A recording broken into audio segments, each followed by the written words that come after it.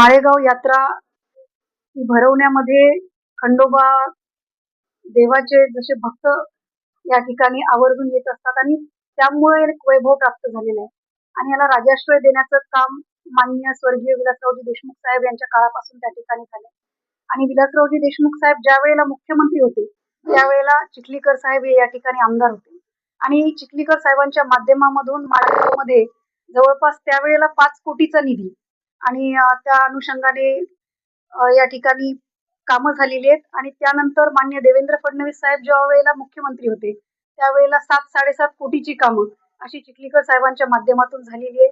त्यामुळे निश्चितच माळेगावमध्ये ह्या यात्रेला एक चांगल्या पद्धतीने एक स्वच्छता असेल किंवा यात्री निवास करून देणं असेल किंवा आलेल्या सर्व भाविक भक्तांचे सुख सुविधा त्यांना मिळाव्यात यासाठी चिखलीकर साहेब प्रयत्नशील आहेत आणि त्यांच्या माध्यमामधून ह्याला एक महाराष्ट्रामध्ये एक चांगली ओळख माळेगावला मिळते असं मला या ठिकाणी वाटतं.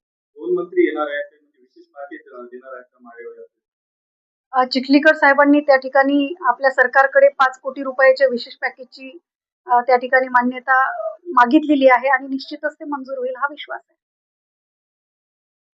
नांदेड जिल्ह्यामध्ये आहेत ते यात्रेमध्ये येणार आहेत. साहेबांचा नियोजित दौरा आहे आणि मला वाटते मुखेड नगरपालिकेच्या अनुषंगाने साहेब या ठिकाणी प्रचाराला येत आहेत.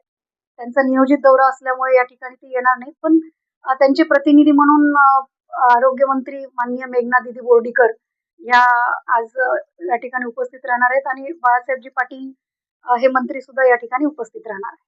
येणार 21 तारखेला निवडणुकीचा निकाल पूर्ण महाराष्ट्रात पक्षांचं त्यांची मोजमाप कशी असणार? जनतेसाठी जे माननीय मोदीजींनी देवेंद्र फडणवीस साहेबांनी आणि महायुती सरकारने केलेलं आहे आणि निश्चितच ज्या सुखसुविधा आणि ज्या पद्धतीचं विकासाचं एक टार्गेट ठेवून या ठिकाणी विकासाची जी कामं झालेली आहेत त्या निमित्ताने मला फक्त इतकं सांगता येईल की महायुतीच्या सरकार या निमित्ताने येणार आहे.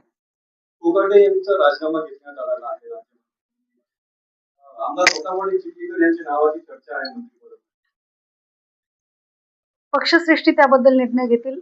मी बोलणं त्याबद्दल मला योग्य वाटत नाही. पक्षश्रेष्ठी जे निर्णय घेतील त्याचं स्वागतच असणार आहे.